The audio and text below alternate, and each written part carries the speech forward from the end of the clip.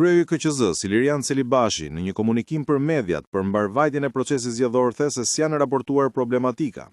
Në të gjitha qendrat e votimit po aplikohet identifikimi elektronik dhe nuk ka asnjë problematik. Në masën 81% janë hapur në orën 007, vetëm 19% e qendrave janë hapur rreth orës 007 dhe 08 të mëngjesit. 34% e komisioneve janë të përbëra me 7 anëtarë, 18% me 6 anëtarë, 29% me 5 anëtarë. Vetëm në 3 KV, në hapjet procesit votimit kishte mungesë të kuorumit, por u mundsua pasi e kuorumit dhe ka nisur procesi i votimit. Deri në momentin që po flasim, s'janë raportuar problematika në lidhje me procesin e votimit, nuk kemi asnjë problem të raportuar në lidhje me përdorimin e pajisjeve të identifikimit elektronik, 100% e KV janë me operator. Nuk kemi transmetim në kohë reale nga 18 KV, por ndërkohë jemi duke marrë informacionin në mënyrë alternative. Sa i përket pjesëmarrjes është 2.42%, tha Celibashi. Celibashi tha se procesi i numërimit do të transmetohet në kohë reale për shkak të numrit të vogël të KZAZ.